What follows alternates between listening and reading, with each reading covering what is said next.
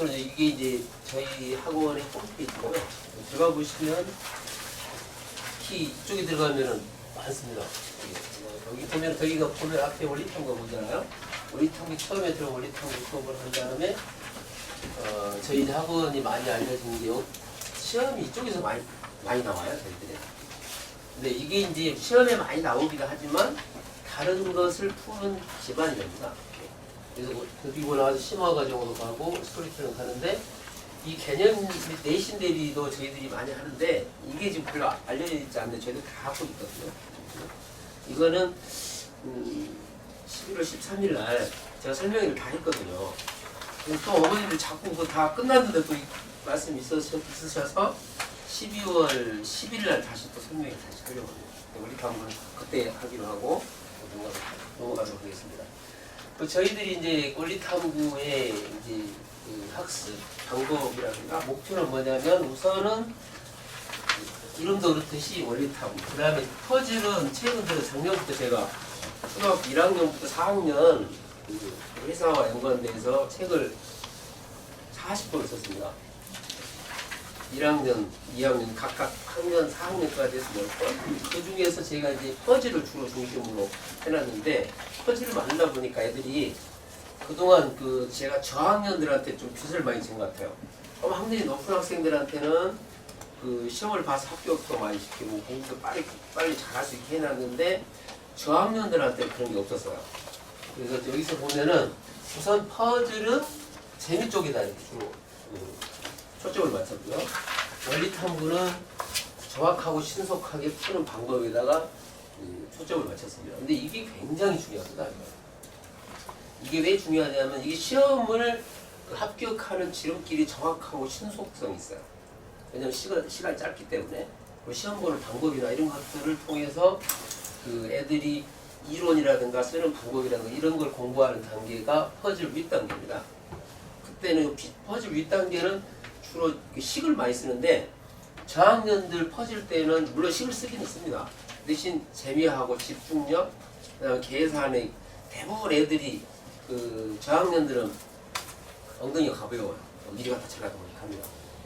근데 이 퍼즐을 한번 해보면 굉장히 저도 깜짝 놀래요. 빨리 가거라 그러면 아니요, 이거 끝나고 가겠습니다. 계속 붙들고 있어요. 이따가 또 말씀드릴게요. 그리고 나서 이제 꿈에 도전하다 이것도 이거는 원리탐구 때 설명을 많이 하는데 애들 이거 별로 좋아하지 않습니다. 왜 써놨느냐? 어머님들 때문에 써놨어요. 어머님들이 좋아하니까. 근데 애들은 항상 하는 얘기인데 뭘 좋아하냐면요. 제가 농담도 많이 하고 그러는데 수업 중에서 이런 얘기를 많이 하는데 이게 진정한 목표입니다. 애들은 어떻게 보면 정확하게 신속하게 풀어서 노는 시간을 많이 확보하자 이러는 거거든요. 그래서 이렇게 문제 풀다가 식을 이렇게 막 쓰잖아요. 그렇게 해서 놀겠어? 그 무슨 얘기냐면 노동으로 하는 게 굉장히 많습니다. 노동으로 해야지 한 30분 막 걸릴 경우를 뭐 어떤 건 몇 초면 끝날기도 하고요. 원리탐구에 그런 것들이 많이 되어 있는데 오늘은 재미 쪽에 여기에 초점을 맞춰서 말씀드리고 만약 이 부분이 이제 그 바쁘시면은 저희들이 영상을 이렇게 바로 보내드려요. 유튜브에 올라와 있는 걸 보내드리니까 그거 봐서 보셔도 되고 아니면 12월 10일 날 이렇게 또 다시 설명을 하도록 하겠습니다. 여기서 보면 엄청나게 책이 많잖아요. 저도 이렇게 해놓고 깜짝 놀랐습니다. 언제 이걸 만드는지. 근데 대부분은 제가 아침 일찍 와서 이거 여기 오면 한 6시?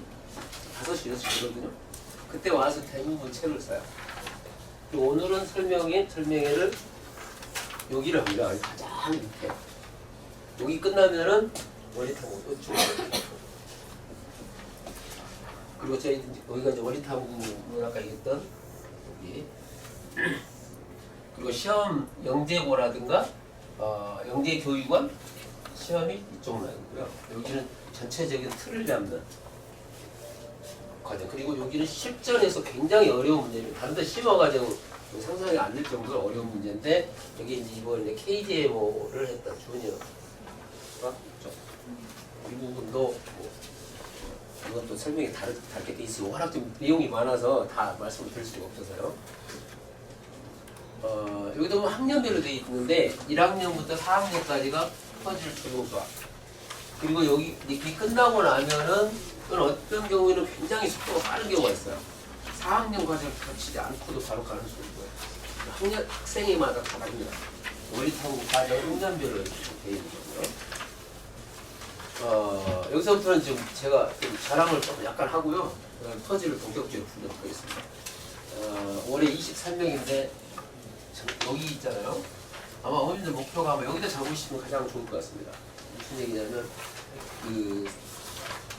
서울교대 연계기술원에서 수학으로 합격할 정도면요 정말 뛰어납니다. 제가 이렇게 칭찬을 그냥 이렇게 과찬이 아니고요. 여기 나와 있는 플러스 1은 설명을 드려야 되겠네요. 플러스 1은 과학만 했던 학생입니다. 저한테 직접 수업 안 들었던 학생. 여기 플러스 1은 면접만 봤던 학생. 여기 플러스 1은 과학만 하는 학생, 면접만 받는 학생. 이렇게 해서 지금 정확하게 얘기를 좀 하려고 이렇게 해놨고요.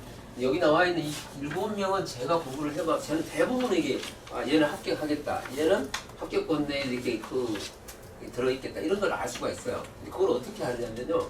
가르치다 보면은 제가 목표가 그렇게 어떤 문제가 나올지는 알 수가 없어요. 그런데 이 학생은 어떤 문제가 나와도 풀 수가 있다. 이런 걸 알 수가 있거든요. 그 중에서 저기 보시면은 이름이 좀 써 있는 학생 있잖아요. 저 학생만 내가 합격하겠다 그랬거든요. 근데 제가 어떤 문제가 나와서 그런지 모르잖아요. 근데 저 학생은 제가 가르쳐 보면은 이 과정 중심으로 제가 수업을 하기 때문에 어떤 문제가 나오더라도 그 과정 다 찾아갑니다. 그래서 얘는 어떻게 나와도 합격합니다. 이런 것들. 근데 그 이외에 지금 7명 학생들 같은 경우에는 실질적으로 서울대 들어가기보다 훨씬 어렵습니다. 3, 4, 5학년들인데 40명을 보고 있는 거예요. 목표를 여기다 두시면 가장 좋습니다. 그것도 한 5학년 때쯤 합격하는 게 좋은데 4학년이 반이에요. 중에서 여기는 저희들 이제 금상이 없는데 여기 저희들은 왜 금상이 없냐면 KM 했던 애들은 안 봤거든요. 다 저학년들이에요. 금상은 대학원 6학년하고 중1 애들인데 이따 보시면은 저희들 3학년들도 있습니다. 3학년들. 여기 좀 금상은 좀 없어서 우스갯소리로 얘기를 했는데 금상 탄 사람들은 5만 원의 상금을 주겠다 그랬거든요. 그래서 선생님 지갑 생각해서 다 떨어진지 모르겠는데 근데 그래서 이게 이제 더 먼저고 그 다음 이거였거든요. 근데 여기서 수학 그래서 너희 수학 상금 걸고 또 떨어질 것 같으니까 내가 안 걸어야 되겠다 그랬거든요. 근데 아니래요. 걸어야 된대요. 그래서 그랬더니 합격을 좀 많이 했대요. 여기 뭐냐면 작년에는 수학이 2명이었습니다. 왜냐하면 워낙 어렵기 때문에 웬만한 학생들은 다 과학으로 뺐어요. 합격할 애들 빼놓고. 그래서 과학이 작년에 좀 합격 지금보다 좀 더 많죠. 근데 올해는 잘하는 애들 작년에 보니까 수학으로 가도 되겠다 했던 애들 많이 가는데 물론 한 반 정도 떨어졌죠. 그래서 그 동점자들이 꽤 많이 나왔거든요. 그래서 면접도 하고 그랬었는데 그래서 그런 거고요. 여기 뭐 이름들이 좀 나와 있는데 아까도 보셨듯이 KJO 같은 경우에 중학생들이 오히려 밑에 있어요. 이렇게. 얘들 KM 했던 애들이 아니니까. 보면은 3학년도 보이잖아요. 깜짝깜짝 놀랄 정도로 잘하고 있습니다. 제가 시험을 봐서 드렸거든요. 가능하는지 가능하지 않는지 부분을 이렇게 봐서 그래서 이 부분을 여기 보면은 대부분 저학년들 중심으로 되어 있습니다. 아까 교대도 마찬가지로 여기 보시면 다 다행입니다. 4학년들에서 저는 이런 게 낫습니다. 5학년 때 5학년 때 한 1년 정도 공부를 수학을 하고 6학년 중1이면 연대나 서울대 쪽으로 가는 게 가장 바람직하지 않느냐. 원래 초3도 합격했다가 면접에서 떨어졌는데 저나 이 상담 실장님한테는 여기도 속도도 같이 합격했거든요. 그쪽으로 가면 좋겠다 했는데 본인이 갔는데 떨어졌는데 엄마는 굉장히 서운하시기 때문에 제가 보기에는 좀 다행이다 싶기도 해요. 너무 어려서 합격하는 건 좋지 않습니다. 제가 보기에는 5학년 때 합격하는 게 좋은데 4학년 이렇게 많잖아요. 소프트웨어는 저학년들이 저희들이 좀 대거 요즘 다 3학년인데 여기를 한번 해볼 만할 것 같습니다. 아마 수학하고 같이 올해 같은 경우는 이게 일주일 차이가 있었어요. 그래서 본 다음에 그 다음에 이렇게 보는 게 좋지 않을까 싶습니다. 둘 다 합격, 3학년 둘 다 합격 이쪽으로 가는 걸 권하고 있습니다. 그리고 이제 올해 교대 기출문제 분석인데 작년에는 적중이 3문제였거든요. 올해는 1문제입니다. 근데 합격은 작년에는 저도 이해를 못하는데 완전 100% 똑같은 문제가 나왔어요. 그렇다고 학생이 더 많은 건 아니에요. 왜냐하면 문제가 똑같이 나왔다는 얘기는 그 학생들이 저한테 배웠던 애들이 재수가 좋다 뭐 이런 거지 학교하고 크게 관계는 없습니다. 작년도 그 얘기를 했었는데 올해는 근데 이것도 좀 그런데 이 문제가요 결정타를 갖고 있는 문제였어요. 한번 좀 번호도 좀 그런데요. 이거 마치 학생들 엄마들이 이제 불안하면 저한테 물어봐요. 지금 면접을 봤는데 합격할까요 안 할까요? 그래서 합격합니다. 그 얘기가 뭐냐면 이걸 맞췄다는 거예요. 그냥 물어보거든요 애들한테. 다 보고를 다 해놨어요 문제를. 근데 작년에 어려운 문제 중에 하나가 이거하고 세 문제거든요 우리가. 여기는 전멸을 했습니다. 5번은. 제가 가르치는 애들 중에 한 명도 못 맞았어요. 그래서 어머님들한테 한번 풀어드리려고. 그렇게 어려운 문제가 아닌데 애들이 어려서 그러거든요. 저는 딱 보면서 이걸 뭘 물어보는 거구나 이거 알 수가 있는데 애들은 모르는 겁니다. 그러니까 이게 거지것들이 이렇게 보는 거니까. 그래서 제가 이제 학년이 조금 더 올라가면 이게 영재고 애들은 금방 영재고 시험 보는 애들 금방 눈치를 챕니다. 이건 뭐구나 이걸. 왜냐면 저하고 얘기 많이 하거든요. 이런 문제가 나오면 어디에 초점이니까 이것은 어디가 이런 걸 아니까. 이 문제 좀 이따 풀어드릴게요. 이 문제는 제가 푸는데 한 10분 걸렸습니다. 굉장히 근데 무슨 문제냐면 세 개 중에서 그 어떤 게 유리하냐 그런데 답이요 세 개 똑같은 겁니다. 근데 애들이 그걸 풀었겠습니까? 근데 푸는 애들이 있더라고요. 참 좀 대단하다. 이 부분은 하여튼 다음에 설명하고요. 이게 그 문제입니다. 이게 뭐냐면 삼각형 있잖아요. 세 조각으로 잘라서 이런 거죠. 세 조각으로 나누어 세 조각으로 직사각형을 만드는 건데 애들이 지금 뭘 물어보는지를 몰라서 열심히 여기서 막 이렇게 쪼개가지고 막 이렇게 해보고 막 이렇게 하는데 저학년들이 나오는 것 중에서 가장 그 많이 나오는 삼각형의 내각의 합이 180도를 증명을 한 겁니다. 근데 애들이 전멸을 했어요. 왜냐면 여기서 여기만 보고 이렇게 하니까. 그리고 교대 시험 볼 때 제가 그 선행으로서는 어디까지 하면 좋겠느냐 물어봤을 때 항상 2학 중학교 2학년 2학기까지 하라고 합니다. 3학년 부분은 안 해도 됩니다. 3학년 부분을 하게 되면은 오히려 혼돈이 생겨요. 2학년 2학기까지. 그게 한 텀이거든요. 거기에 합동을 좀 알아야 됩니다. 그리고 내각의 합이 180도를 증명하는 거기 때문에 답은 두 가지입니다. 물론 다른 쪽으로 한다 하면 뭐였구나. 제일 대표적인 게 여기 잘라서 이렇게 붙이면 세 개의 각이 180도가 되니까 큰 색이 만들어지잖아요. 그걸 묻는 건데 애들이 잘 모르는 거예요. 예를 들어서 제일 첫 번째 이런 거잖아요. 이렇게 하면은 정확하게 중앙을 가늘어 잘라야 됩니다. 그래서 여기서 이렇게 자르고 이렇게 자르면은 요 위로 이제 이렇게 물론 할 때는 이렇게 올려야 되겠죠. 이렇게 하면 합동이 이렇게 올라갑니다. 그러니까 이렇게 자르면 세 개가 만들어지잖아요. 이걸 전멸을 했는데 깜짝 놀랐습니다. 근데 그 영재고 제가 한 3년 전까지만 해도 영재고 수업을 했는데 영재고 애들은 이렇게 보면 금방 알아요. 작도가 랭킹 1위거든요. 그 영재고 시험에서 중학교 1학년 2학기 부분에 작도가 나오는데 영재고 시험 그 출제 빈도 1위가 작도거든요. 이런 거 금방 알죠. 근데 애들은 잘 모르는데 벌써 여기서 나오는 거니까. 영재고하고 영재교육원하고는 한 라인이라고 보시면 돼요. 영재교육원 공부를 하는 것은 영재고 쪽이 대비를 하는 거라 이렇게 생각하시면 됩니다. 그래서 해볼 만하다는 거예요. 그것도 교대 쪽은 뭐 그렇고요. 또 하나는 또 이쪽에 있겠죠? 이쪽으로 가는 것도 있잖아요. 이렇게 평행선을 그어서 평행선을 그으면 이제 이렇게 자르면 이제 여기 나와 있는 게 이게 이쪽으로 들어갑니다. 이렇게. 그리고 여기 있는 것을 이쪽으로 집어넣겠죠. 이렇게 만들어요. 이렇게 만들어지는데 애들이 여기서 열심히 자르다가 틀리죠. 왜냐하면 이론을 잘 모르니까. 애들이 아직 어리다 보니까 저게 뭘 의미하고 있지? 이걸 모르는데 그게 대부분 원리 탐구에서 제가 가르치는 방식이 어떤 문제가 나오면 어떤 게 초점이 있는 것을 파악을 해야 되는 거예요. 애들이 그걸 잘 모릅니다. 근데 답만 막 써가지고 맞히면 이건 어떻게 보면 영재고 가는데 영재교육원이나 영재고 가는데 완전히 그건 방해물이다 방해물. 이거 어떻게 시를 쓰느냐도 중요하고요. 그것을 쓰는 방식 중에 어떤 게 좋은 거냐도 문제고 그게 중요한 거고. 방식도 중요하고 쓰는 것도 중요하지만 그 방식이 어떻게 접근하느냐 이런 것을 알 수 있어야 되거든요. 여기 이제 끝나면 저희들이 이제 1학년에서 4학년까지의 가장 큰 특징은 머리가 좋은 학생들이 엉덩이가 가벼운 경우가 굉장히 많습니다. 어디 때 드실 때막 왔다 갔다 하잖아요. 이 저학년들이 특징인 거예요.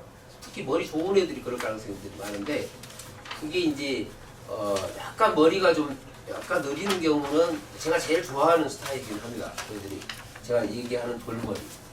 약간 경우는 아니 저기 나와 있는데 그냥 제 학생이 돌머리성이에요. 이렇게 설명을 하면 얼굴이 다 나타납니다. 이해가 간지 안 간지 금방 알아요. 내가 질문을 안 해도 금방 알거든요. 알았어, 나 다시 설명을 해야지 이렇게 하거든요. 그게 진짜 좋은 겁니다. 그게 이제 막 엉덩이가 가벼운 애들 중에서 이제 그걸 잡으면은 그게 가능하거든요. 근데 애들이 가장 큰 특징 중에 하나가 산만합니다. 이걸 빨리 잡아야 돼요. 그리고 또 하나 실수를 많이 하는데 이거 실수는 실수를 이제 잡아야 되니까 그리고 단기적인 집중력이 있는데 엉덩이 가벼운 애들 단기적인 집중력만 있지 조금만 지나면 가버리거든요. 근데 자기가 좋아하는 것은 굉장히 오래가 있습니다. 근데 그게 이제 제가 원리 탐구에서 뒤쪽에 보면 퍼즐들이 많이 있거든요. 퍼즐들이 있는데 그 애들이 그 퍼즐을 중에서 가장 좋아하는 게 미로 찾기를 가장 좋아해요. 그래서 제가 지금 하고 있는 것은 미로 찾기가 한 반, 전체적에서 한 반을 찾으라고요. 그 이외에 뭐 성략, 여기 이거 뜬거 있죠? 여기 보면 앞에는 2문제뿐이 안 나와 있는데 이따 5문제가 다 해놨어요. 제가 대표적인 문제 2문제도 있고 생각보다는 쉽지는 않습니다. 이렇게 의도를 항상 가지고 제가 여기 나와 있는 퍼즐은 저는 어디가 베끼고 이러진 않습니다. 왜냐하면 그거 뭐 다른 사람이 해도 되니까. 저는 새로운 것을 하면 내가 집중력을 가지고 해요. 저는. 그래서 여기 나와 있는 문제들은 전부 다 제가 일러스트 작업하면서 그림까지 다 제가 만들어요. 그래서 애들이 와서 이렇게 보면서 재밌겠다 이렇게 하고 지금도 막 하고 있는데 계속 지금 만드는데 지금 현재 한 반 정도는 됐어요. 계획은 다 해놨어요. 우선 문제 만들 때 단원별로 저희가 만들거든요. 단원별로 봤을 때 이거 순서도 해야 돼요. 앞에 쉬운 문제, 개념 문제, 그다음 다른 이렇게 문제를 쭉 순서대로 하면서 그게 애들한테 풀면서 도움이 돼야 되고 또 재미도 있어야 되고 여러 가지 걸 다 갖춰야 되거든요. 그러려면은 계획을 다 세워놨는데 계획에 맞게 또 그림을 그리고 또 그림 그리다 보면 약간 또 다른 생각들이 나요. 또 다시 바꾸기도 하고 여러 차례 바꾸기도 하더라고요. 보면은 우선은 제일 초점이 여기 중앙에 있듯이 재미에 대해서 초점이 있고요. 그 다음은 집중력. 이 집중력 다른 것은 다 떠나서 퍼즐을 하게 되면 집중력은 잡힙니다. 왔다 갔다 할 수가 없으니까 조금만 생각 다른 데 하면 다른 데가 틀리게 돼 있어서 일단 재미를 붙이면서 문제를 상당히 어떤 문제 같은 경우에는 상당한 시간이 걸립니다. 한 문제 푸는데 한 5분 정도 걸릴 수도 있고 어떤 문제는 저학년 문제는 가볍게 나오잖아요. 그렇게는 안 돼 있어요. 생각이 많이 해야 되고 그리고 이제 연산 능력을 향상시키는데 틀리기 쉬운 문제는 뭐냐면 조금만 가닥 계산이 틀리면은 가닥 정도가 틀어지거든요. 이럴 경우에는 계산 능력을 실수를 잡는 역할을 좀 하고 그리고 교과하고 연관시켜놨습니다. 1학년 1학기부터 단원별로 쭉 이렇게 해놨는데 단원별로 돼 있고 그러다 보면은 여러 가지 이제 두뇌 개발과 생각을 여러 가지 다양한 생각을 하지 않으면 문제가 안 풀리거든요. 그냥 단순 문제가 아니에요. 그래서 사고의 균형을 잡도록 이렇게 좀 돼 있고요. 그리고 어떻게 되냐면 예를 들어 놨습니다. 예를 들어 3학년 1학기 보면은 1단원이 덧셈과 뺄셈이잖아요. 거기에 이제 디지털과 주로 성량 위주로 이렇게 해서 숫자니까 그렇게 있고 그다음에 평면 도형 같은 건 도형 나누기라든가 로봇으로 그림 그립니다. 이런 식으로 쭉 해서 수업 내용은 여기까지 끝나는데 전부 다 테스트가 있습니다. 여기도 다 테스트가 있겠죠? 다 있습니다. 첫날을 해도 제일 좋아합니다. 왜냐하면 테스트가 없으니까. 내가 항상 얘기하면서 오늘이 너희들이 가장 좋아하는 날이다. 왜요? 테스트가 없다. 그러면 와! 좋아하죠. 마지막에 가면 여기 있잖아요. 얘들이 이제 제일 싫어합니다. 축제 폭탄이 나옵니다. 여기서 했던 문제 전체가 다 나오거든요. 왜냐하면 저는 이제 원리 탐구랑 모든 시스템 그렇게 돼 있는데 한 번 가면은 다 끝나게 돼 있습니다. 그렇지 않으면 만약에 종합시험 잘 시험에서 났다 그러면 전체 다시 다 틀려요 제가. 아니면 재수강하는가. 근데 재수강하는 율은 거의 많이 줄었거든요. 근데 이렇게 해서 애들이 뭐 다른 거 할 것도 많은데 수학만 다 하고 있을 수는 없잖아요. 그래서 될 수 있으면은 한 번에 다 끝날 수 있도록. 근데 그게 그 역할을 하는 게 테스트거든요. 근데 테스트를 하게 되면은 어떤 장점이 있냐면 시험 봐 그러면 잠깐 기다려. 왜? 그럼 다시 한번 다 봐야 되니까. 점수 낮으면은 잘못하면 재시험도 봐야 되잖아요. 아니면 저기 붙잖아요. 그때. 기분이 나쁘고 아니면 엄마한테도 혼나잖아요. 저는 이름을 그냥 다 써놨는데 어머님이 와서 좀 하나 좀 빼주시면 안 되겠습니까? 그래서 3개월 됐습니다. 중간 뺀 거. 그렇게 해놔서 애들이 자꾸 이렇게 봐요. 근데 저런 게 물론 잘 가르치기도 해야 되지만 시스템을 잘 갖춰야 돼요. 애들이 공부를 할 수 있고 또는 재미있고 뭐 이렇게 해야 되니까. 여기 보면 이제 아까 했던 재미, 집중력, 연산 능력 이런 것들. 그리고 이제 제가 설명을 하면 잠깐 보여드릴까요?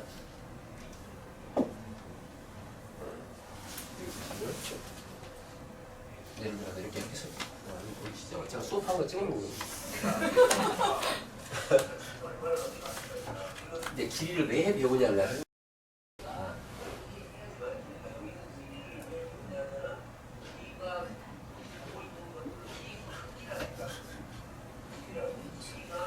여기 찍어놓은 거거든요.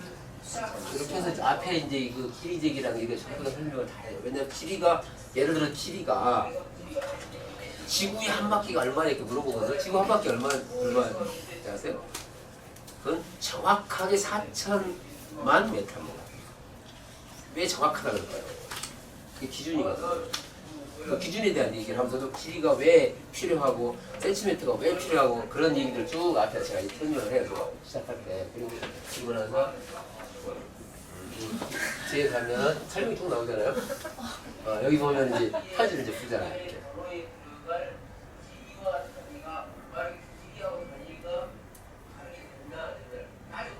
이거 들어가시면 다 볼 수 있어요. 다 영상을 찍어놨습니다. 공부하겠습니다. 그리고 여기 이제 나와 있는 진행 중인 게 지금 있고요. 세개 정도 진행 중인 게 있고 여기 보시면 나와 있습니다. 그리고 이제 문제를 제가 직접 풀어드릴게요. 여기 보시면 아마 문제가 있잖아요. 우선 제가 이제 이거 1학년 1학기 1단원 있거든요. 이게 1단원 어떻게 하냐면 이 문제에서 예를 들어서 숫자를 저학년 때는 점점 커가기도 하지만 점점 작아지기도 해야 되거든요. 이 숫자를 입체적으로 봐야 되는 게 컸다가 작아지기 거꾸로 왔다 갔다 이렇게 할 수 있어야 되거든요. 그래서 그것도 아라비아 숫자로만 하는 게 아니고 한글로도 예를 들어서 해보는 겁니다. 그럼 여기서 가면 0이니까 0부터 가잖아요. 0부터 가면 이렇게 하다 보면 2, 3 갈 데가 없잖아요. 그럼 반복해야 되고 그럼 다시 또 지우고 이렇게. 그다음 또 다시 여기서 안 되니까 또 이쪽으로 와봐야 될 거 아닙니까? 이렇게 갔다가 3 하면 또 막혀요. 또 다시 해야 되죠. 가다가 3 이렇게 가서 또 막히잖아요. 안 돼요. 그래서 이렇게 하다가 내려오죠. 이렇게 가면 여기서 만약에 이렇게 가면 또 막혀요. 그럼 3, 4 이렇게 왔죠. 그 다음에 5는 이쪽으로 가면 막히니까 이렇게 왔잖아요. 또 6으로 가다가 또 막히잖아요. 가서 이렇게 하면은 그거 나오죠. 9, 8, 7, 6, 5, 4, 3, 2, 1 이렇게 하면 안 되잖아요. 이렇게 와야지. 한글로 와야 되니까. 이렇게 해서 애들 계속 시행착오를 통해서 했던 것들을 이렇게 찾아가는 이런 것들. 이게 반복 효과가 있어야 되고 또는 커졌다 작아졌다 이런 감들을 잡을 수가 있어야 됩니다.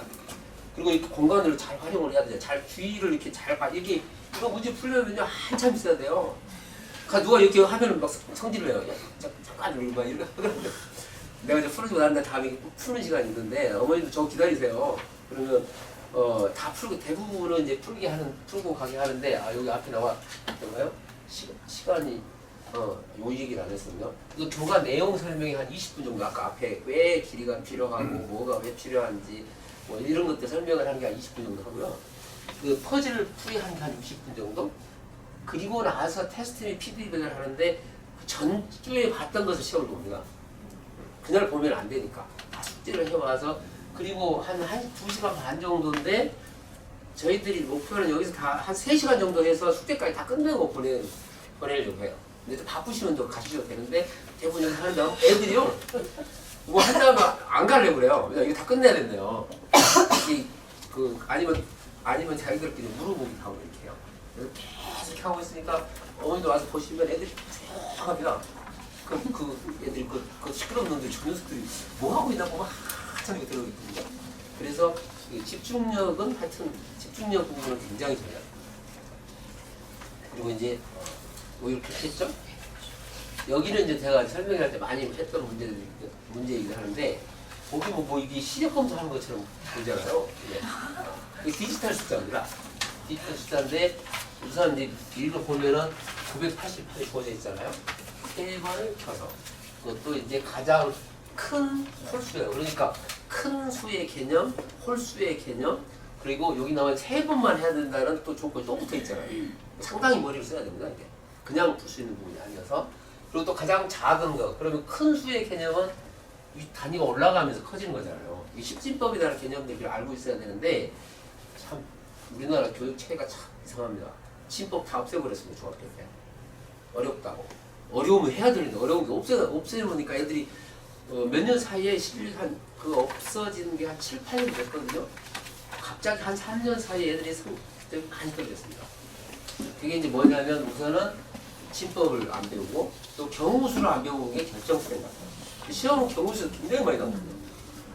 이제 원리탐구에서 그걸 다 하긴 하는데 여기 보면은 이 숫자를 보면 1, 2, 3, 4 쭉 써놨잖아요. 가장 큰 게 되려면 우선 여기가 커야 되니까 9자보다 더 큰 수는 없잖아요. 그 다음에 여기가 커야 되겠죠? 그러면은 색깔 노랗게 할까요? 이렇게 하면은 이제 한 번 쓴 겁니다, 이거. 그 다음에 2번 써서 홀수니까 홀수를 쫙 따져보는 거죠. 1, 3, 5, 7, 9 중에서 뭐 9를 썼으면 좋겠는데 딱 한 번이잖아요. 안 됩니다. 그러니까 2번 써도 될 수 있는 게 3하고 5인데 5가 크니까 이렇게 해서 맞춘 거예요. 홀수의 개념, 큰 수의 개념, 그 여러 가지 몇 번이냐 이런 것까지 같이 동시에 하고 있어야 돼. 상당히 이거 집중 안 하면 잘 못, 어머님도 잘 풀기 쉽지 않습니다, 이거. 아마 집에 가서 혼자 애 한번 주무시면 잘 못해요, 이거. 이거 작은 수니까, 여기도 보면 가장 작아야 되는데, 여기 9자를 가지고, 뭐 1이나 2를 만들 수가 있으면 좋은데, 2를 만들 수가 없어요. 그러니까 3을 하겠죠, 이렇게 3. 그 다음에 애들이 이제 할 수 있는 게 뭐냐면, 여기 0을 만드는 걸 잘 못합니다. 2번 썼는데, 그 중에서 이제 한 번만 남았는데, 홀수를 써야 되는데, 홀수를 쓰는 방법 이것뿐이 없어서, 여기 이제 2학년 겁니다. 3학년 거. 3학년 거 그 설명이 없고 여기 그래도 꼭 보시라고 2학년 거 2학년 2학기 거든요. 예를 들어서 보기와 같이 두 칸의 길이의 합이나 차 동시에 해놨습니다. 합도 배우고 차도 배우잖아요. 합이나 차 동시에 해놓고 이게 보기를 주어집니다. 보기를 주어지면서 345cm는 3m 45cm가 되잖아요. 여기는 주어지는 것은 센트로 들고 여기는 메트로 이렇게 주어지면서 이 관계를 좀 일단 알 수 있어야 되잖아요. 그리고 예를 들면 여기서 보면은 345가 되면 이쪽도 345가 되지만 이렇게 뺄 때도 345가 돼요. 그러니까 지금 애들이 이렇게 자를 것인지 이렇게 자를 것인지를 고민을 해야 돼요. 또 여기도 합을 보면 이렇게 보면 이제 여기를 합을 보면 여기는 5가 안 맞잖아요. 그래서 이제 만약에 이거 푸는 방법은 이렇게 있다 여기 이렇게 잘라야 되는 거죠. 근데 여기 안 맞지 않으니까. 여기도 빼면 여기가 맞지 않잖아요. 그럼 이렇게 하다 보면은 이렇게 자르는구나. 이렇게 자르면서 이런 모양들이 나오죠. 그러니까 뺄 때도 대부분은 숫자가 위에 있을 때 밑으로 빼잖아요. 여기는 밑에서 위로 뺄 수도 있어요. 그런 개념들이 계산을 하다 보면은 항상 쓰는 게 아니고 암산으로 이렇게 할 수 있어야 되거든요. 웬만하면 밑에서 위로 빼는 방법, 위에서 밑으로 빼는 방법, 아니면 옆에서 이렇게 빼는 방법까지 같이 동시에 다 들어있습니다.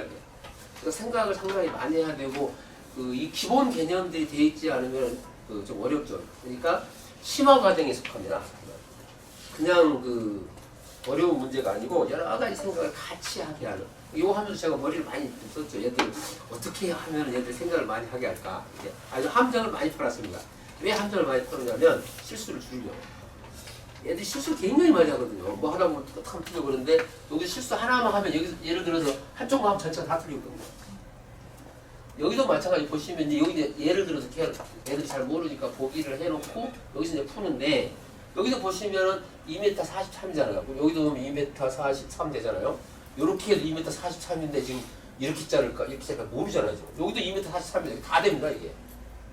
그러면 이제 밑으로 쭉 내려오잖아요. 여기 보니까 안 맞잖아요. 그럼 여기서 이렇게 자르게 이제 하는 거죠. 이렇게 자르면은 결국 이렇게 자르면 위로 올라간다는 걸 알 수가 있죠. 이렇게 자르겠죠. 그럼 여기는 같이 되니까 이건 이제 이렇게 이제 이걸 근데 여기는 이렇게 될지 모르는데 여기가 지금 안 맞잖아요. 3, 6이니까 이런 형태가 일단은 되겠죠. 이렇게 맞겠죠. 이렇게 하면 다 맞죠. 이런 것들 이렇게 통해서 공간 감각이라든가 계산을 하면서 공간 감각까지 같이 이렇게 배제하면 안 풀려요. 이게 생각보다는 여기 있는 계산할 수 있는 실력에다가 여러 가지 생각을 해야 되고 상당히 집중력이 필요합니다. 이거 한참 하고 있다가 이제 굉장히 조용해요. 떠들 시간이 없으니까. 쉬는 시간도 별로 없어요. 애들 쉬라고 그러면 쉬는 시간 있는 정도 그냥 지나가 버리거든요.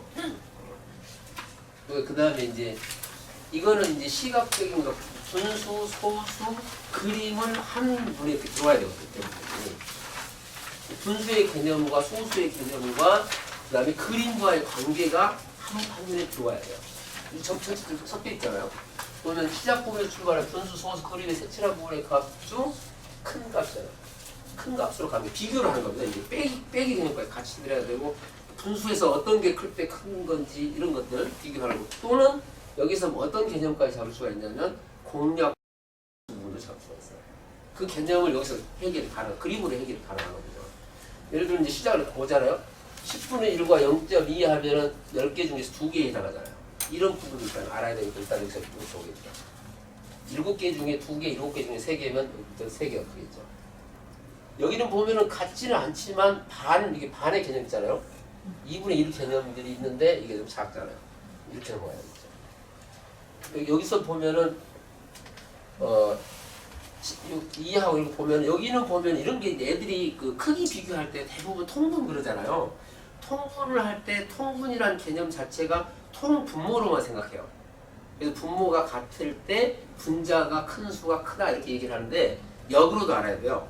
두 개가 똑같을 때 밑에 작은 수가 큰 수다 이런 개념이에요. 그러면 여기가 6이 여기 비교를 금방 할 거고 여기 보면은 6 같은데 여기 좀 작은 수가 큰 수가 되겠잖아요. 이렇게 넘어가는 이게 이제 영재교육원 공부할 때 통분의 개념이 통분자만 분모만 있는 게 아니고 통분자도 있는 거다 이런 것들.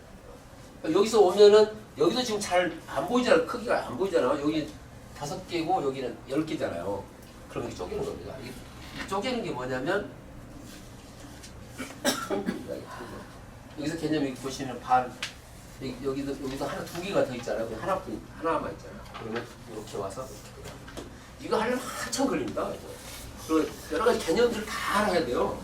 그림도 알아야 되고요. 분모 분자 개념도 알아야 되고 소수하고 분수하고 크기도 알아야 되고 그래서 이게 만만치가 않습니다. 생각보다는. 근데 이게 이제 길을 이렇게 따라가서 끝까지 저기 가려고 하니까 애들이 이제 좀 옆에서 누가 떠드는 좀 조용히 하라고 해요. 좀 끝날 때까지 좀 기다리라고 그러니까. 이게 이제 3학년이랄 때 4학년 같은 경우는 이제 이것도 제가 여러 가지 이제 이렇게 규칙들을 쭉 써놨잖아요. 무슨 말인지 잘 모르니까 예를 들어서 이렇게 하나는 예를 들어서 이렇게 해놓습니다. 제가. 그대로 문제 있는 그대로 좀 해놓은 거거든요. 아래와 같은 규칙으로 만나는 수를 차례대로 써서 곱한 다음 표를 완성하시오 이렇게 있잖아요. 그러면 이제 사다리 타기 잘 하잖아요. 우선 이렇게 사다리 타기 해서 처음부터 이렇게 그리잖아요. 이렇게 그려서 이렇게 한 다음에 여기다 3, 2, 5, 9, 2 이렇게 쓴다. 그 다음 곱하는 거 하는데 여기서 제가 이제 뭘 하게 하려고 하냐면 예를 들어서 여기서 곱하면은 요 6, 여기다 3이 예를 들어 두 번째 하나 보시죠. 두 번째 하나 이렇게 하면 그렇죠. 이렇게 하는데 그러면 C가 되고 2 곱하기 5 곱하기 3 곱하기 2 곱하기 3, 5 하나, 둘, 셋, 넷, 다섯, 여섯 뭔가 좀 하나 잘못한 것 같은데요? 그렇죠? 여기는 잘못했죠. 저도 잘못합니다. 이것도 2 곱하기 3 곱하기 2, 3, 5 이렇게 나오잖아요. 그러면 이런 거 할 때 애들이 이제 대부분 애들한테 농담도 많이 해요. 제가 곱하기 할 때 주의사항이 뭐야? 내가 물어보거든요. 애들이 뭐지? 한참 생각하는데 이거 아시는 분 계시죠? 곱하기 주의사항이 100 곱하기라고 이제 하면 애들 한참 웃습니다. 어머니 지금 왜 그런지 잘 모르시잖아요. 그런데 한참 웃다가 또 다시 하잖아요. 그럼 이렇게 할 때 곱하기는 순서대로 이렇게 하는 게 원칙이잖아요. 근데 이 위치 바꾸는 게 나옵니다. 그리고 10집법에서 보면요. 10은 2 곱하기 5가 이게 엄청나게 중요한 거예요. 2 곱하기 이 동그라미를 보면은 2하고 5로 보여야 되고요. 2는 이제 더 중요한 건 2하고 5로 쪼개는 게 중요합니다. 저학년 때 가장 중요한 계산이 뭐냐면 소인수분해거든요. 그리고 이제 학년이 올라가면 인수분해. 그 두 개가 그 어떤 전쟁터의 실탄 같은 거예요. 애들이 왜 그런지 잘 몰라요. 왜 근데 소인수분을 왜 하는지 인수분해를 왜 하는지 그것도 모르거든요. 애들이 왜 하냐 그러면 아까 얘기했지 길이는 왜 있어? 그러면 애들은 뭐 하는지 모르잖아요. 왜 있는지도 모르니까 그런 설명들 그래야지만이 그 효용성이라든가 필요성을 알아야지 그다음에 공부를 하거든요. 여기도 마찬가지 보면은 이거 할 때 제가 10제법 얘기를 합니다. 10이 되면 올라가는 게 예를 들어서 이게 왜 이렇게 이게 뭐냐 그러면 애들이 10이요 그래요. 왜냐 그러면 좀 이상한 질문으로 느끼잖아요. 왜냐하면 그냥이요 그래요 그냥 그냥이라고 할 줄 알아요. 그냥 기철이가 그냥이요 그래요. 그러면 이 얘기를 하잖아. 이게 뭐냐 10집 안 배웠으니까 10집법이 뭐냐면 10이 되면 올라간다는 거예요. 10에다가 진짜가 올라가지 나갈 진짜잖아요. 10이 되면 올라간다는 뜻이어서 이런 거잖아요. 0, 1, 2, 3 쭉 가서 9, 10이 되면 올라가고 1의 자리에 없다는 뜻이겠네. 올라가고 1의 자리에 없다는 뜻인데 애들은 모릅니다. 이거 안 배워서. 그래서 이게 뭐냐면 10이에요. 왜 다른 왜 10이야 그러면 이제 그때부터 이제 얘가 당황할 뿐만이 아니라 이거 10이 아닐 수도 있다 그러면 이제 그거 더 당황합니다. 10이 아닐 수도 있죠. 왜냐면 10진법인 게 10인 거죠. 만약에 5진법이었으면 이게 5가 아니겠죠. 왜냐하면 0, 1, 2, 3, 4, 5 하면 올라가고 이 자리 없다니까요. 이게 이제 영재교육이라는 영재교육은 이제 시험의 형태입니다. 근데 이 10이 되면 이제 이제 올라가는 개념이어서 여기 순서대로 계산하면 6, 6이 12 한 다음에 3 곱하면 머리 아파요. 근데 먼저 안 그러면 5하고 1을 이렇게 짝을 짓는 겁니다. 동그라미 일단 결정이 하나 났잖아요. 그러면 6하고 3하고 하면 18 한 다음에 바로 이렇게 이게 정확하거든요. 이게 훨씬 앞에서 순서대로만 하는 게 아니고 이 10진법에서 왜 10진법인지 이 두 개가 만나서 뭐가 되는 건지 이런 것들을 알게 하기 위해서 여기 그래서 계산은 순서를 내가 가르쳐 주거든요. 순서대로 쭉 쓴 다음에 그대로 계산하는 게 아니고 이게 뭘 먼저 해도 아니고 이렇게 바꾸면 이제 교환법칙이라고 하잖아요. 원래는 이렇게 바꾸는데 뭐 교환법칙 근데 초등학교 때도 나옵니다. 이게 위치 바꾸기 또는 뭐 계산 순서 바꾸기 뭐 이런 것도 나오는데 그게 이제 중학교 하면은 교환법칙, 결합법칙 이렇게 나오거든요. 그런 거 개념들을 미리 이렇게 하다 보면 제가 이제 이런 걸 하면서 어떤 게 하려고 하냐면 이걸 하고 나서 원리탐구로 올라오면 수월하게 그 개념들 자체가 다 잡히잖아요. 이제 공략수, 공비해수 개념 이게 시력적으로, 시각적으로도 보일 뿐만이 아니고 이런 것들을 통해서 계산 순서라든가 왜 중요한 거, 왜 뭐가 필요한 이런 부분들을 저하고 이렇게 해놓거든요. 제가. 그리고 나서 위로 올라오면 자연스럽게 이제 원리 탐구 가면 이제 주 목적이 정확하고 신속한 계산입니다. 여기는 그것을 자기도 모르는 사이에 뭐 하다 보면 자기는 뭐 하는지 모르는데 하다 보면 이렇게 잡힐 수 있도록 내가 공부하는 것 같이 보이지 않게 해서 공부를 할 수 있도록 이렇게 하는 게 제 목적이긴 합니다. 좀 쉬었다가요. 여기 뒤에 보면 그냥 로드맵하고 특히 애들이 공부할 때 뭘 해야 되고 어떤 걸 하지 말아야 되나 이 부분을 하도록 하겠습니다. 지금 하는 것보다 더 중요한 얘기인 것 같은데요. 특히 제가 저한테 오는 학생들은 정말 뛰어나는 게 많습니다. 제가 바로 깜짝 놀랄 정도로 저학년들 특히 그러면은 그런데 이제 그게 이제 문제가 걔들이 지속적으로 가야 되는데 지속적으로 가지 못하는 부분이 많이 안타깝습니다. 그걸 보면 제가 애들 공부를 했던 걸 보면은 어떤 걸 알 수 있냐면 가장 큰 첫 번째가 뭐냐면 식습이에요. 머리 좋은 애들의 가장 큰 특징은 식을 안 써도 답이 나오거든요. 그래서 식을 안 쓰고 답만 나오는데 이제 그러면서 자기 할 말이 나 식 안 써도 답이 나오는데 왜 써야 돼? 어머니도 그럼 그렇지 뭐 이렇게 하시는데 큰일 납니다. 그게 이제 제가 그런 얘기 많이 하거든요. 원리탐구 때 여기서는 좀 퍼즐에서 좀 덜 하는데 학년이 올라가요. 여기 보시면 여기는 이제 좀 높은 학생들 여기도 좀 순서들을 써놨죠. 퍼즐부터 해서 지금 시작하고 있는 이 표를 한번 보시면 이거 끝나고 나서 잘하는 학생들은 여기까지 안 가고 갈 수도 있는데 대부분 이렇게 4학년 2학기까지 하고 원리타고 이렇게 넘어오면 자연스럽습니다. 공부를 할 때 어떤 게 중요하냐면 어머님들 중에 그러신 분들이 계세요. 굳이 다른 학생하고 비교를 해가지고 얘가 이걸 들었으니까 이렇게 들어야 되겠다. 또는 이제 며칠 전에 어머님이 그랬어요. 그렇게 비교를 하시면서 큰 애가 있는데 시간이 안 돼서 꼭 여기다 좀 넣어달라고 그래서 그 부원장님 사장이 그러니까 그렇게 했대요. 제가 직접 전화를 다시 했어요. 안 됩니다. 왜냐면 애를 버립니다. 왜냐면 애들이 수학이 어려워지거든요. 어려워지면 안 돼. 처음부터 가다가 어려우기 시작하면 계속 어렵습니다. 그러니까 처음에 쉬워야 되거든요. 만만하게 보이고 이러면 기껏 해봤자 한 2개월 차이밖에 안 나거든요. 그렇게 하면 수월하게 계속 쉽게 가거든요. 그렇죠. 내가 또 중간중간 또 웃기는 우스갯소리도 많이 해요. 제가 같이. 그러니까 애들이 나한테 많이 얘기하기도 하는데 영상을 보시면 어머님들 같이 보시다가 막 웃고 계시는 분들 계시더라고요. 원리탐구 보면은 그냥 있는 거 그대로 찍어놨기 때문에 수업을 어떻게 하는지 금방 알 수 있어요. 저도 모르고 와서 막 뭘 물어봐도 뭐야 그랬더니 영상을 봤더니 무슨 얘기 했는데 왜 그러냐고 또 물어보는 경우도 있고 막 그래요. 하여튼 이렇게 될 수 있으면 밑에 단계에서부터 천천히 그리고 퍼즐은 선행학습이 일단 되어 있어야지 가는 겁니다. 예를 들어서 3학년 1학기를 하려면 3학년 1학기 수업이 되어 있어야 돼요. 그런데 물론 제가 설명을 또 앞을 해요. 설명하는 건 뭐냐면 왜 하는지에 대한 걸 주로 해요.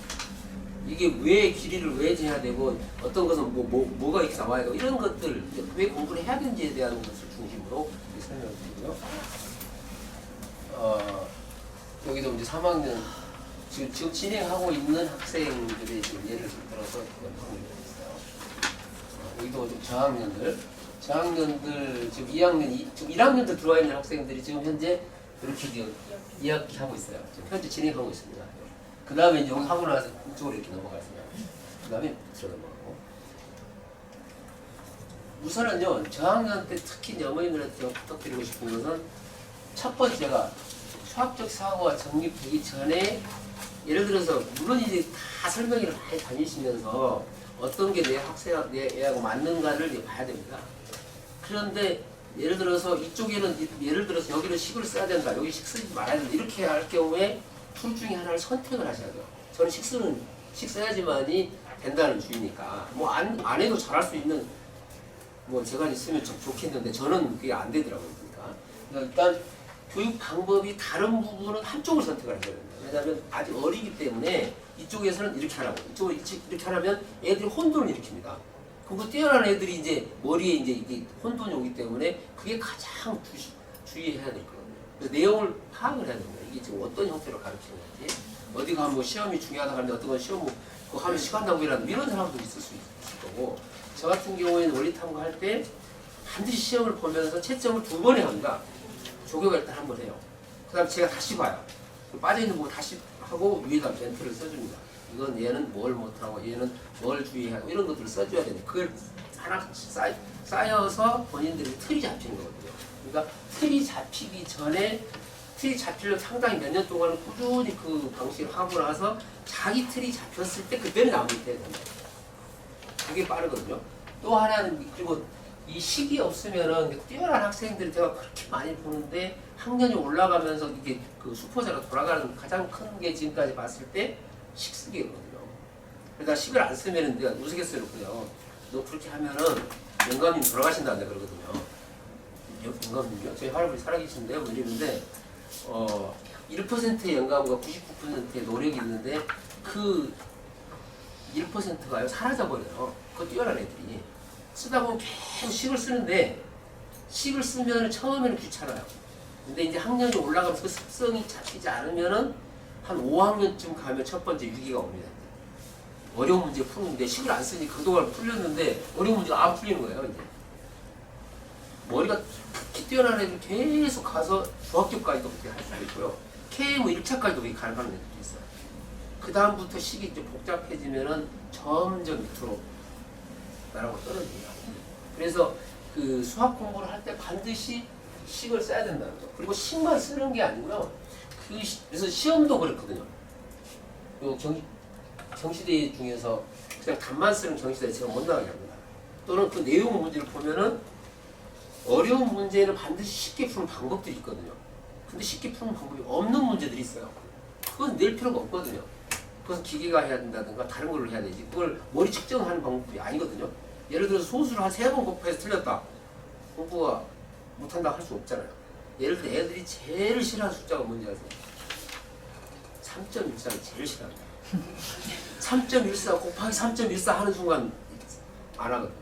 근데 그거는요, 그거 틀렸다고 해서 공부 못하고 그렇지 않잖아요. 그건 계산기로 하면 됩니다. 근데 그런 문제들이라든가 책 중에 그런 게 있거든요. 그냥 어려운 문제. 시험 문제도 그냥 애들 괴롭히려 그냥 어려운 문제 있어요. 제가 이렇게 문제 보면은 제가 책을 쓴 이유 중에 하나거든요. 이게 애들이 그거 버려요. 엄마가 어쨌다고 엄마 전화 와요. 얘가 문제를 푸는데 그거 버리는데 이게 왜 그래도 몇 번 문제인데 이런 문제를 그게 애가 맞습니다. 왜 이거 푼다고 해서 나한테 도움이 되는 게 아니다는 걸 알 수가 있잖아요. 계산기로 할 수 있는 부분이 있는데 그걸 왜 굳이 내가 해야 되냐? 그건 맞는 얘기예요.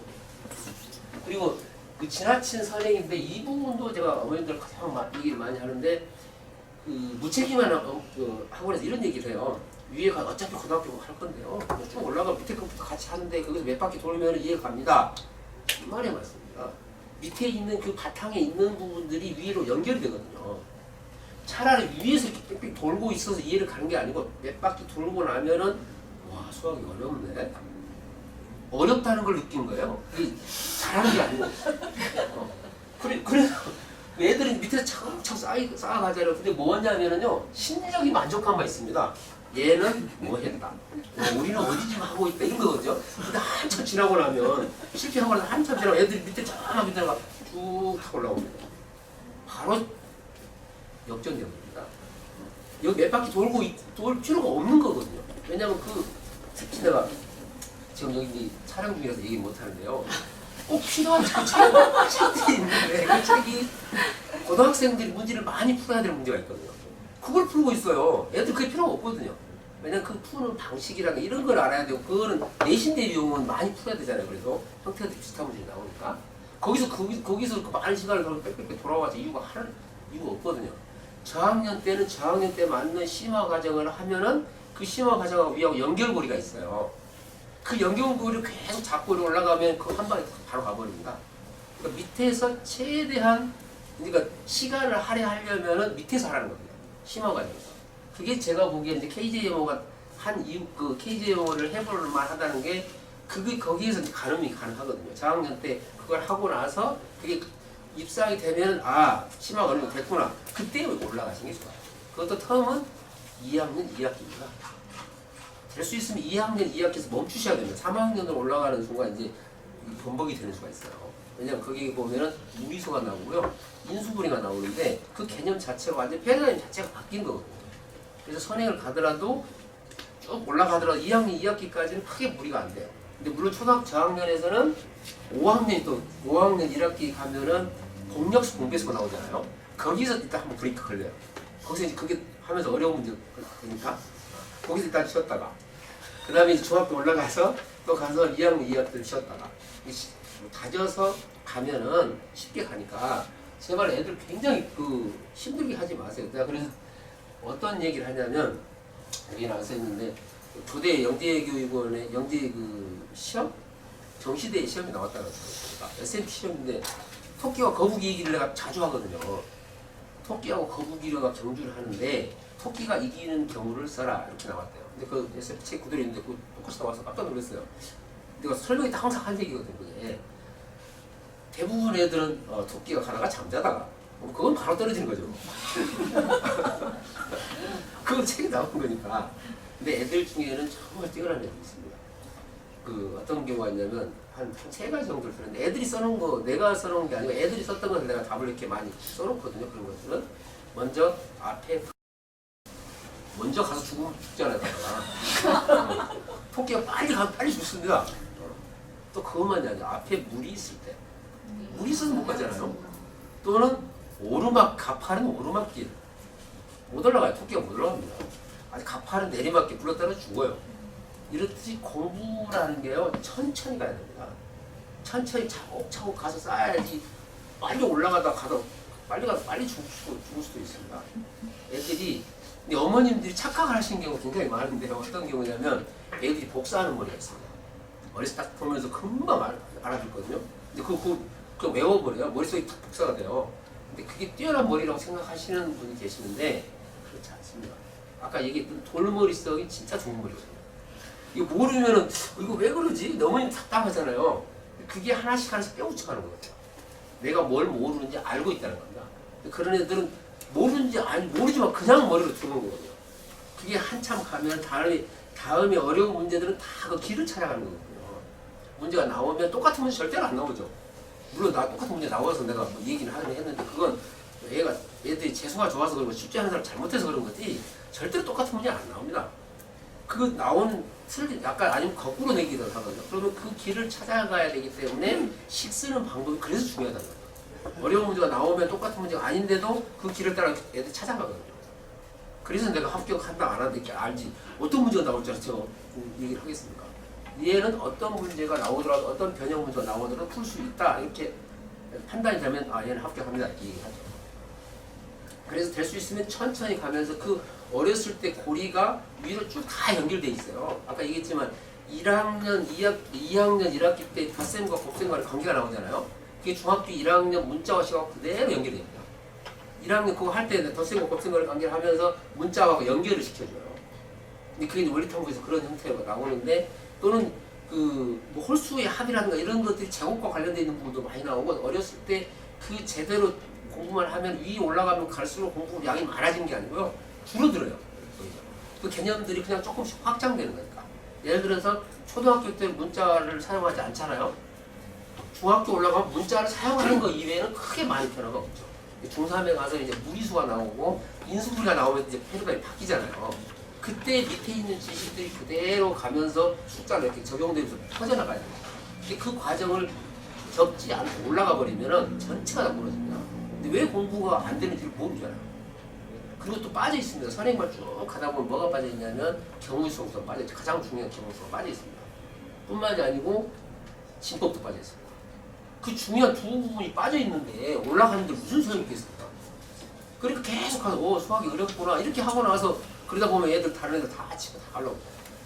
천천히 가시는 게 옛말에도 그런 얘기 있잖아요. 천천히 가는 게 빠른 길이라고 또 돌아가는 게 빠른 길이라고 돌아가지는 않습니다. 반드시 가야 되는데 천천히 가야 됩니다. 돌 때 밑에서 돌아야 됩니다. 밑에서 계속 돌다 밑에가 쌓여요. 그 바탕이 돼야지만 숙성기간이라고 그러는데 제가 그 숙성기간을 반드시 거쳐야 됩니다. 그리고 나서 애들이 이렇게 하나씩 왜 이 공식이 왜 나오지? 왜 삼각형은 왜 이렇게 해서 180도 나오는가? 이거 계속 따져야 되거든요.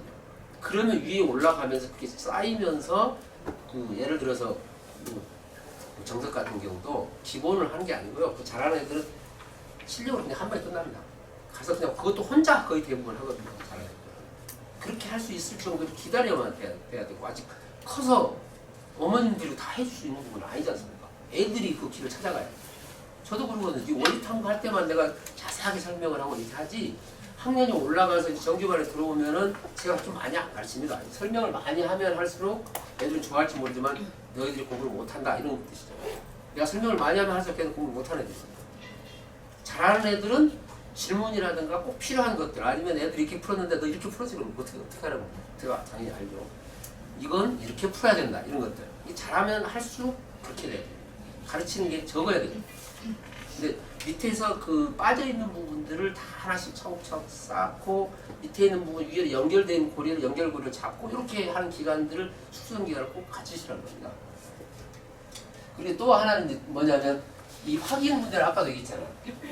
여러 번 반복하는 것보다 한 3번 반복하는 것보다요. 한 번 하고 한 번 시험 보는 게 훨씬 더 효과적입니다. 시간도 아끼고 애들이 막 앞에서 화려하게 막 설명을 하시는 분들이 계시고 또 그 칠판이 한 몇 미터씩 되잖아요. 선생님이 열심히 설명을 하면서 글씨도 아주 잘 써요. 애들이 보면서 선생님 잘 쓰네 잘 가르치시네 하는데 본인이 잘해야 되잖아요. 애들만 선생님만 잘하는 거예요. 본인이 다 할 수 있어야 되거든요. 그래서 저는 이제 이렇게 물론 글씨를 잘 못 쓰는 원인이기도 하지만 여기는 다 자료를 준비를 다 해요. 시간을 짧은 시간에 할 수 있도록. 그리고 시험을 보게 하는 이유는 아까 얘기했지만 본인이 직접 써봐야 됩니다. 뭐 시험을 봐야지 보기 끄덕끄덕이 하는 학생들이 있는데 보면 시험 보면 또 이게 점수가 확 깔리는 경우가 많거든요. 착각을 하는 경우가 있어요. 이 시험을 보면서 애들이 여러 가지 그 효과가 있어요. 본인이 시험을 잘 맞아야 되기 때문에 공부 다시 해요. 반복 효과 있잖아요. 시험 보고 나서 선생님 봤을 때 얘가 얘 이거 모르고 틀고 뭐가 잘못을 알아야지만 그 다음에 뭘 하면 안 된다. 예를 들어서 이런 거에서 소수하고 분수가 있잖아요. 애들이 꼭 소수로 썼다가 틀려요. 근데 그게 결정적일 때 그런 실수들이 많이 나오는데 내가 답을 맞아도 소수를 써서 답을 맞히는 경우에 감점을 하게 되거든요. 그것은 애들이 아까 얘기했던 정확성과 신속성을 갖춰야 되는데 소수를 쓰면 신속성이 없어. 정확성도 부족하고 신속성도 안 되거든요. 그래서 그런 부분들을 잡아줘야 돼요. 선생님들. 식을 쓰는 걸 봐야 되죠. 이게 어떤 방법으로 해서 소수를 써서 맞췄는지 분수를 써서 했는 건지 아니 어떤 방식이 이 방식이 있는데 이 방식이 다음에 어려운 문제를 풀 수 있는 방식인지를 반드시 식을 봐야 되거든요. 그리고 본인이 써야 되는 거 보잖아요. 예를 들어 식을 제가 보면서 그런 얘기를 해요. 아까 목표가 놀자인데 너 그런 방식으로 하면 앞으로 놀 수 있겠느냐를 물어봐요. 안 되겠는데 만약에 여러 몰탕공부 설명회 그런 거 많이 하거든요. 복잡하게 막 나오는데 그 방식으로는 안 된다. 너희 놀려고 하고 앞으로 어려운 문제를 많이 풀려고 하면은 반드시 이 방식이 안 된다는 본인이 알아야 돼. 인식을 해야지만 되지 이렇게 이렇게 안 되거든요.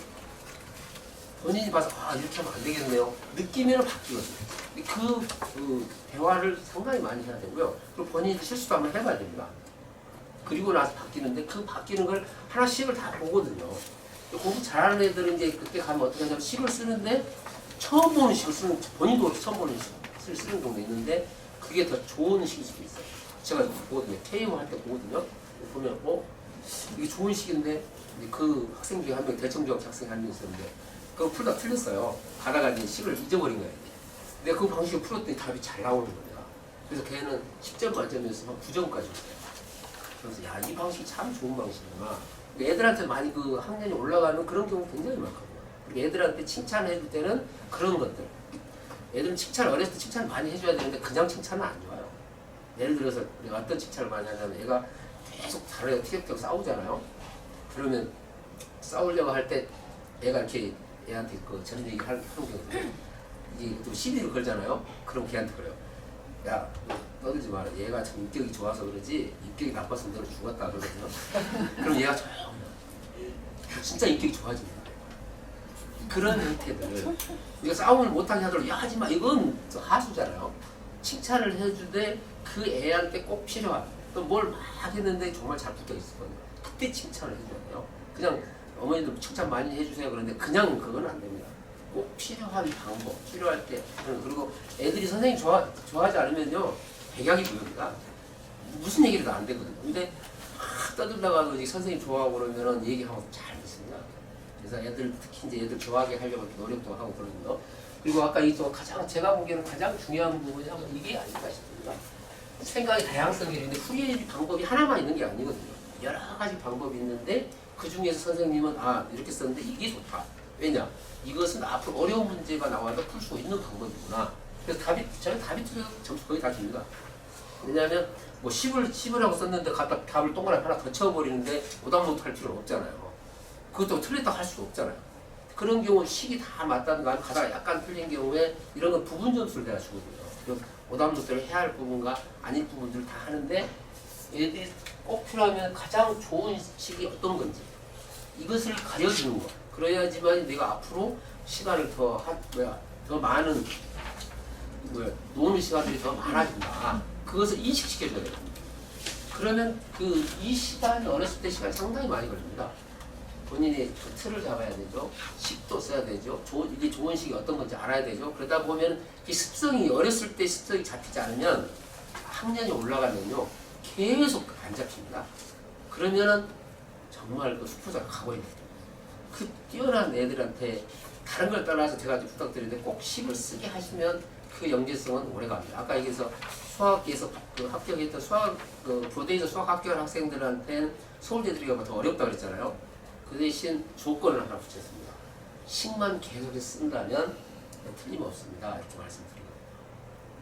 그거부터 뭐 하고 감사합니다.